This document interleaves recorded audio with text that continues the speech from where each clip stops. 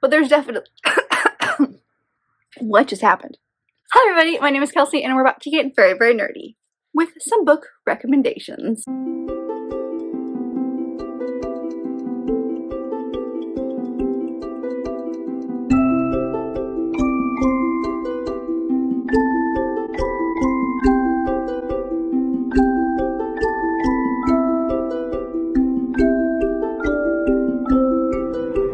So I've done versions of this, you know, if you like this, then try this on this channel. It's not a original idea. It's been on YouTube for quite a while, probably at this point. I like to do one every few months or so. It kind of becomes like a regular thing on this channel.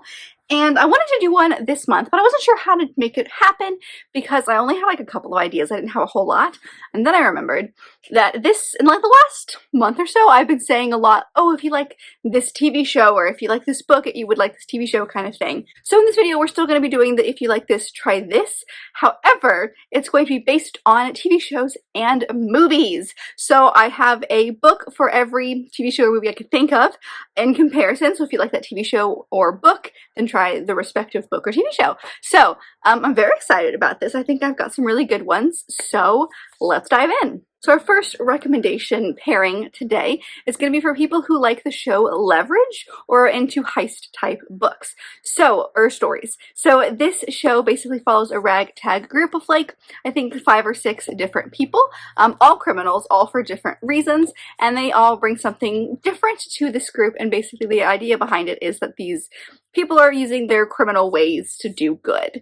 And I think if you like this TV show, then you will like The Lies I Tell by Julie Clark.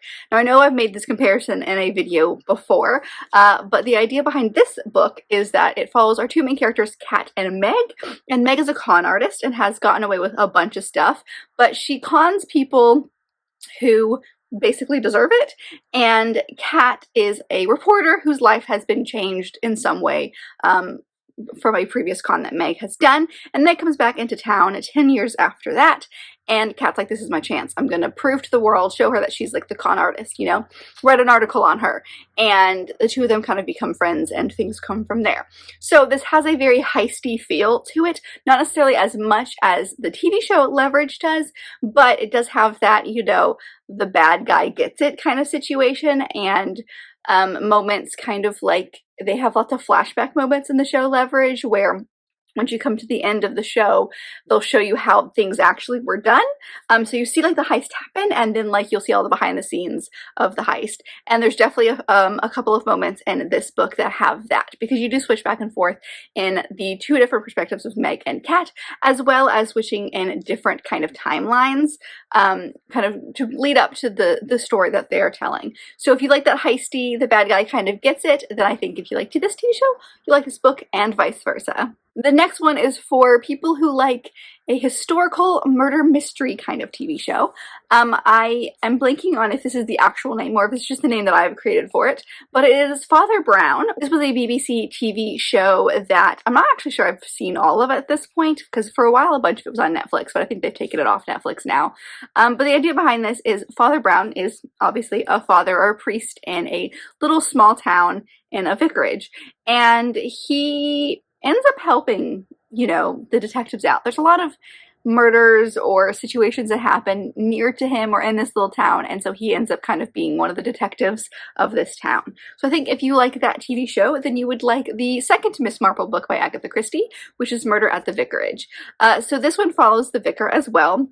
And he basically, what happens is there's a guy in the town who I believe is kind of like runs everything, in the sense of like has all the money and owns a lot of the property, and not a lot of people like him. But the story starts with him being found dead in the vicar's office.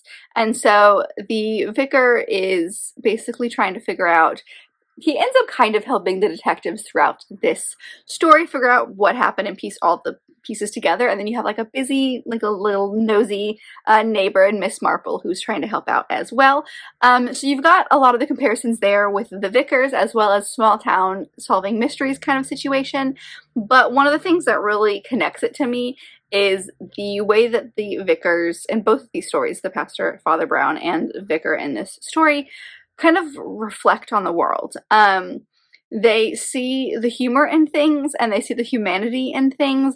And while the vicar in this story, I feel like, judges people a little too harshly, there's still a connection there, whereas Father Brown tries to see the best of people, and he usually does, but he can kind of take himself out of that religious leader kind of role to see what's going on and try to figure out what's going on. Because he's the pastor, because he's the father of this town, people are going to kind of confide in him, so he ends up learning things and helping out people and solving mysteries because of that fact.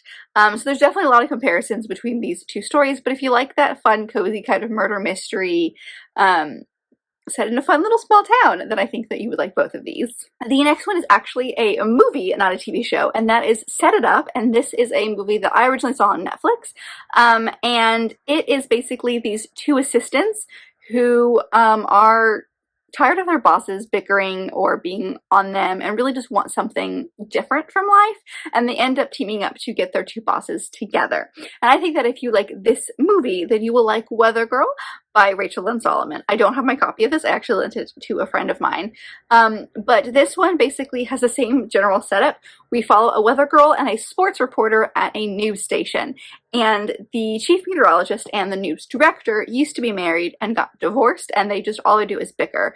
And so our main character, the meteorologist, she is obsessed with weather, loves weather, but gets almost no feedback from her superior, the head meteorologist, on whether or not she's doing decent at her job. So she and this reporter, who wants bigger stories, not just the fun little like fluffy local stories, he wants some bigger stuff in the sports world. They team up to try to get their bosses back together. And in doing so, of course, there's some budding romances there. I think, obviously, that there's a comparison between the two storylines, I think, is pretty obvious. I will say that Weather Girl does kind of take it a step further, which Rachel and Solomon's books usually do. Our main female lead does have depression, and so that is definitely a huge conversation within this book, and I liked the way that they did that. Obviously, I can't speak on how good the rep was itself, but the way that it was done was very different in a sense of she's not discovering she has depression, she has depression, she's had it probably her whole life, she's dealt with it, and she's at a point in her life where it is stable, and it's just the day-to-day struggles of living with depression, not necessarily like dealing with learning how to live with it. It's like she's got it, she's good. It's just kind of the everyday kind of situations. Whereas Set It Up is more of a rom-com situation, and The Weather Girl is rom-com, but Set It Up is a little bit more of a rom-com. But there's definitely, as you can probably tell by the synopsis of both of these, there is definitely a connection. So if you like one, you, I think, would very much like the other. Next one is for my fairy tale lovers, and that is if you liked Once Upon a Time, which is a completed TV show. I think there are 7 seasons now. It was on ABC for the longest time, and the idea behind this show is that a bunch of fairy tale, stories like your normal Snow White, Cinderella, things like that, Evil Queen, stuff like that, somehow get cursed by the Evil Queen and get moved into our world, which they live in this town called Storybrooke. And the story starts with this girl named Elizabeth Swan, whose son gets adopted. She gave him up for adoption a long time ago. And he gets adopted by someone in this town, and he basically knows that this town is the storybook kind of fairy tale people, and he leaves the town to find her, brings her back. And then it just spirals out of control from there. But I think if you like a TV show like that, then you would like The Evil Queen. And this is by Jenna Showalter. This is not at all similar in the sense of the stories being very similar like some of the previous recommendations I've given you so far in this video. This is more for vibe. So we follow our main character Everly, who lives in our world, and she discovers that she's actually from a place called Enchantia, where creatures of legend exist. So in the world of Enchantia, there are the stories of Snow White, Sleeping Beauty, stuff like that, Cinderella. But in Enchantia, you don't know who's who. You know that your story is this story, and you might think you have an idea of who you, what role you play in that story, but you have no idea. It's more of a prophecy rather than a telling of a story that has happened. So it's really interesting to see our main character, who is convinced that she is the evil queen from Snow White, kind of go into this world and figure out what the heck is going on. So it's got that dual world situation where you're in the present world as well as this other fantastical world, This one really takes place, I would say 90% of the time, in the fantastical world, whereas Once Upon a Time switches back and forth. But it does have that fairy tale vibe. It does have that, you know, twist on a storytelling kind of situation. It does have the kind of breaking of the fourth wall in the sense of, like, our characters realize that they are in a story and we're from a story and kind of understand, can look at it objectively almost from like an outsider perspective.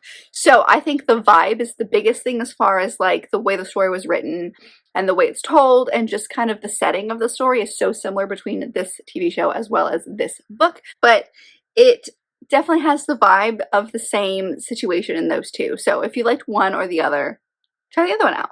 So this next comparison is a little bizarre, and that is because I'm recommending it based on a TV show I've seen one season of and not finished the rest of it, as well as a book series I've only read the first book from. So take this recommendation with a grain of salt, but I think if you like Stranger Things, primarily the first season or two, I might have seen the second season, I'm not entirely sure, but I've only seen the very beginning of this one. I do understand the world, and so like the weirdness that is behind this show, I'm sure many people know what this show is about. I really don't even know enough to explain this show to you, so I'm not going to do really a synopsis of this one, but I feel like everyone knows what Stranger Things is about. So I think if you like Stranger Things, then you probably would enjoy the vibes of The Bone season by Samantha Shannon. So in The Bone season, it's the first, and I think a series, I feel like there's only 4 out right now, but there are like 8 planned, I think, at this point. This book series, at least the first one, starts with our main character, Paige, and she is a clairvoyant, and clairvoyants are illegal. So the fact that she is alive is like a no-no. And so if you are clairvoyant and you were caught, then you were kind of taken away, and like, no one really knows what happens, but people like basically they think that you die. And she ends up getting caught one day, and she is taken to not what she expected. It's actually kind of like a secret underground situation. I really don't want to say too much, but if you've read this book or seen this TV show, I feel like there's a extraterrestrial alternate universe kind of twist on this, which is why I say it's more of a sci-fi situation, because of the kind of like third dimension other situation that happens in both of these. Again, this one's really weird because like I in my brain I can see the connection, but I don't know if it actually makes sense, especially not having seen the rest of Stranger Things. But if you want that really weird vibe to your story, then I think that this connection could really work.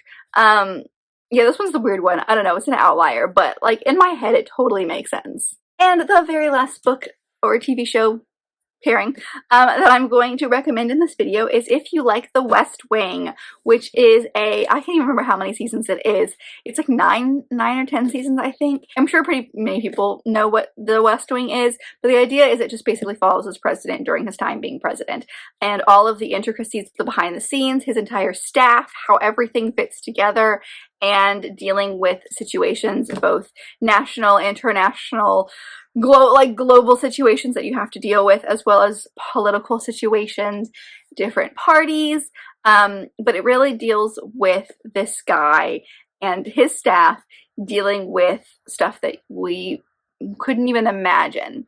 But it's really behind the scenes and that kind of stuff. So I think that if you like that kind of vibe to the TV show, then you would like The President is Missing by Bill Clinton and James Patterson.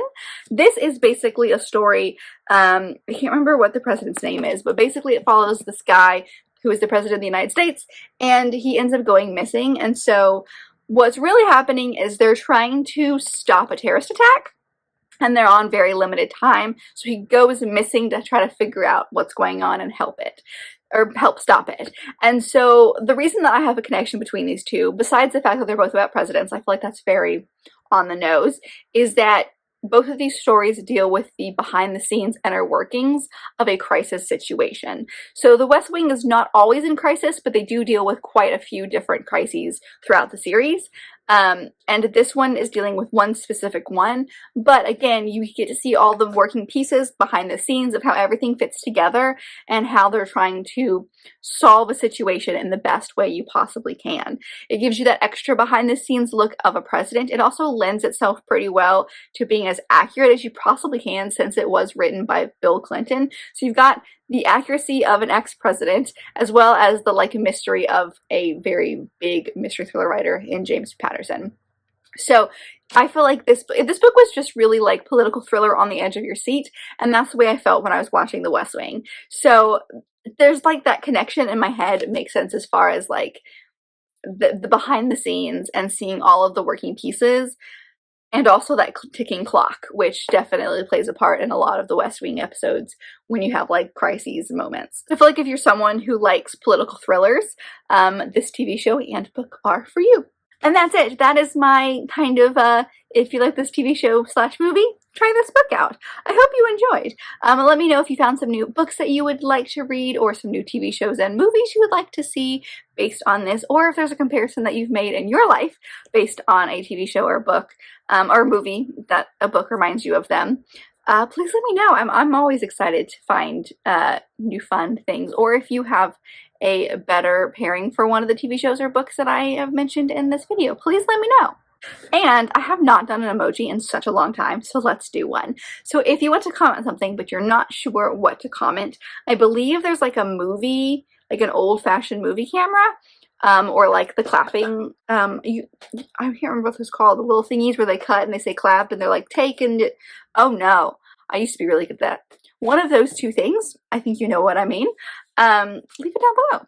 But if you liked this video, and I very much hope that you did, don't forget to give it a big thumbs up and subscribe it down below if you'd like to be part of this awesome growing family. I've also got all my social media down there, as well as other fun bookish links, so go check all that out, and I'll see you guys in my next video. Bye!